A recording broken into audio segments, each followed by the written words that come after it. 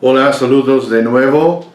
Gracias por venir aquí para escuchar lo que el Señor ha puesto en mi corazón para compartir. Estamos en esta serie basado en Hechos capítulo 27.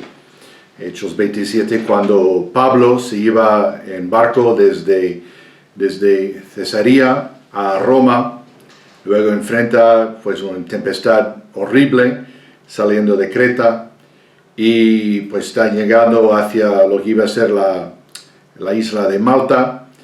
Luego leemos en la historia de que ellos, como la tripulación del barco, se enteraron de que estaban llegando cerca a tierra, y para desprevenir pues un naufragio, pues echaron 4 anclas pues al fondo del mar para asegurar el barco. Sabemos luego en la historia pues sí, al fin y al cabo, pues, que el barco se salió pues destrozado, hubo un naufragio, pero Dios protegió no solamente a Pablo, sino a todos. Había 276 pasajeros en ese barco. En el primer mensaje hablamos acerca del primer ancla, que eso es el ancla de la presencia de Dios. De que Pablo muchas veces en su vida, o el mismo Jesús, o un ángel, pues se le apareció pues para asegurarle, para consolarle de que Dios estaba con él. Así sucedió en el barco, que un ángel le apareció recordándole que Pablo, que no debería tener miedo, para que ellos todos llegarían. Luego, en el segundo mensaje hablamos acerca del segundo ancla, que es la paz de Dios. Que donde hay la presencia de Dios, la paz de Dios siempre acompaña. Y es esa paz, por ejemplo, que Pablo tuvo para luego compartir a los demás. Y así fue contagioso esa paz. Y en este mensaje, el tercer ancla es sobre la protección de Dios. Vamos a hablar acerca de ese tercer ancla, cómo sirve como protección de Dios. Sabemos que el resultado de la presencia y la paz de Dios es su poder y protección. Eso lo experimentaron Pablo y los pasajeros en ese barco, porque llegaron todos a tierra y luego descubrieron al final que la isla donde habían llegado pues fue Malta. Y si rebobinamos un poco, pues unos 2 años antes, pues aun cuando estuvo en Jerusalén, Pablo recibió pues la visita del Señor mismo. En Hechos 23:11 leemos: y a la noche siguiente se le presentó el Señor y le dijo: ten ánimo, Pablo, pues como has testificado en mí en Jerusalén, así es necesario que testifiques también en Roma. Entonces Pablo, al salir de Jerusalén rumbo a Roma, pues él sabía que era la voluntad de Dios, que llegaría a Roma. Entonces sabía de que Dios le iba a proteger, que le iba a cuidar. No quiso decir que no hubo problemas.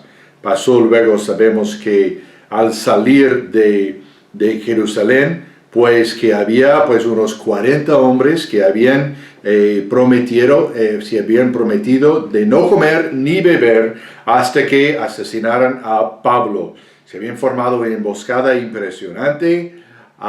Luego sabemos, como dice en Hechos, que el mismo sobrino de Pablo, que Dios utilizó, este joven, pues para comunicarlo a las autoridades romanas, para que así para que Pablo podría ir bien acompañado pues por soldados romanos para llegar a Cesarea.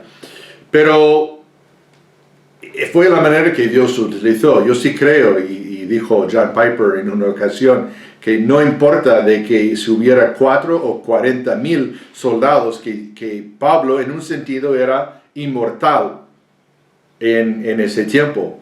Podría haber sido 40,000 personas enemigos de Pablo, planearon una emboscada y no habría dado resultado, no habría tenido éxito, que Pablo todavía habría llegado pues a su destino. Y luego pasó 2 años en Cesarea, luego sabemos que este barco, y luego Pablo sin duda necesitaba pues una palabra de ánimo, la presencia de ese ángel para recordarle, oye Pablo, ¿te recuerdas que el mismo Señor te apareció en Jerusalén diciendo, prometiendo que ibas a dar testimonio delante de César en Roma, así que tranquilo, tú y todos esos 275 personas, pasajeros en este barco, la tripulación, otros prisioneros, todos iban a llegar con seguridad, por la protección de Dios. No quiso decir que no tuvieron problemas, tuvieron contratiempos, pasaron 2 semanas de una tempestad horrible que ni siquiera vieron la luz del día, pero a pesar de todo, en medio de todo, pues de la presencia, la paz de Dios y luego la protección de Dios. Y me gustaría contaros una historia que sin duda tú y yo sabemos y podemos saber de experiencias. Estuvimos en una cierta situación, de luego mucho peligro, una otra cosa, y Dios intervino en un plan milagroso y nos salvó a alguien que conocemos, quizás hasta de la muerte, no sabemos. Eso escribe un soldado americano en la Segunda Guerra Mundial que tenía 24 años, y que estaba él y todo, pues su compañía marchando en la parte de Alemania, cerca del río Rin. Y estaban ellos atravesando pues un matorral implacable, que tardaban pues horas y horas de marchar, porque su plan era de ir a otra ciudad en esa parte de Alemania donde hubo una fábrica de pólvora y herramientas para guerra, y claro, su misión era pues de destruir esta fábrica, así en su plan. Entonces, bueno, estaban llegando, marchando, pues eran varios de ellos, y luego pues se enteraron de que poco delante de ellos pues se separó pues todo el matorral, el bosque, y hubo una especie de claro por delante de ellos, como se extendía unos 200 metros, y luego pues de nuevo pues empezaba el matorral, el bosque de nuevo. Y entonces pensaban, bueno, eso va a ser mucho más fácil ahora, pues vamos a llegar, y luego pues no, que había sido difícil haciendo la marcha por todo ese tiempo en este bosque muy denso. Llegaron pues al lado de donde empezaba este claro, y había una casa del campo de piedras, y vieron ahí pues otro grupo de soldados, aliados también de ellos, pero que habían estado pues ahí como atrapados y hasta algunos heridos, porque al otro lado del claro, ahí bien situado detrás de crestas de unos montes, había 3 nidos de ametralladoras nazi. Y estaban así colocados así de una manera que era imposible para que ellos, sus armas no les alcanzarían. Estaban muy bien puestos. Entonces ellos pues pensaron, ¿qué vamos a hacer? Porque cruzar ese claro de 200 metros con aquellos 3 nidos de ametralladoras ahí bien pues sería como cometer suicidio. Pero realmente no tenían otro remedio, no tenían opción. Entonces relata en su diario este soldado, pues estaba ahí pues pensando de su familia, pensando de su niño que había nacido y le había despedido con apenas 5 meses, y pensando, pues, esto ya se para todo, esto no hay salida de eso. Es decir, se arrodilló ahí mismo en el campo y dice, Dios, ahora tienes que hacer algo, mira esa situación, por favor Dios, cúbrenos, tienes que hacer algo para que cruzcamos este claro. Bien desesperados. Y así empezaron, pues luego el sargento pues dio el orden, el mandato, y todos los soldados tenían que ir cruzando. Entonces tomó un respiro pues muy profundo, y bueno, Dios, estamos en tus manos. Pues se acercaron al claro, miró a su izquierda, y se quedó perplejo, porque ahí desde la nada había aparecido una gran nube densa, espesa, que tapaba todo. Que tapaba todo. Y ¿eso de dónde vino eso? Porque había sido un día claro, de soleado, sin ninguna nube en el cielo. Y luego, bueno, vamos, o sea que entonces todo, solamente se oía pues todo el sonido de las botas de esos 100, 200 soldados que iban cruzando, corriendo, claro, y bueno, así llegando, y finalmente todos se lanzaron pues al otro, hacia algunos que estaban llevando a los otros soldados heridos, y tal, pues al final todos llegaron dentro de un asunto de pocos minutos, pues al otro lado del claro y de nuevo escondidos con seguridad en el otro lado de los árboles del bosque. Y justo cuando habían llegado todos al otro lado, él miraba hacia atrás, hacia el claro, y esa gran nube, esa gran neblina se había desaparecido. Y luego dice él que a lo mejor aquellos nidos de los soldados nazis pues se enteraron de que todavía un gran número de soldados alrededor de esa casa de piedras y habían comunicado con su artillería, porque luego enseguida explotó una bomba y aquella casa se había hecho de pedazos. Dice luego, unas 2 semanas, y luego esa compañía pues llegaron a su destino, pues ahí sí entraron y tomaron esa ciudad, pudieron destruir esa fábrica de polvo y así continuaron.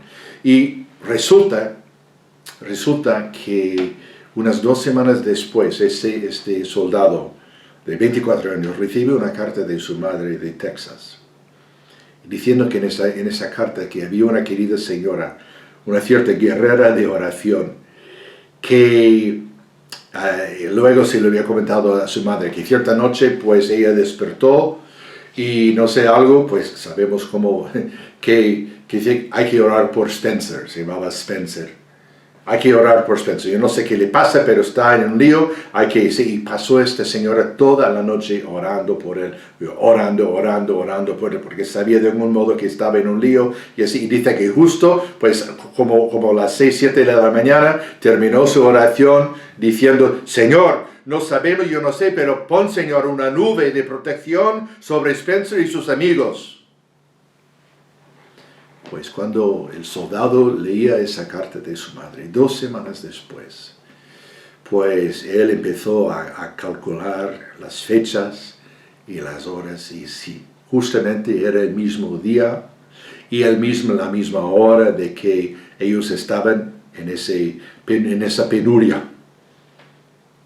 Sí, Dios obró una manera de su protección, y luego junto con la oración, utilizando a ese Señor a miles de kilómetros de distancia, orando para la protección de este soldado.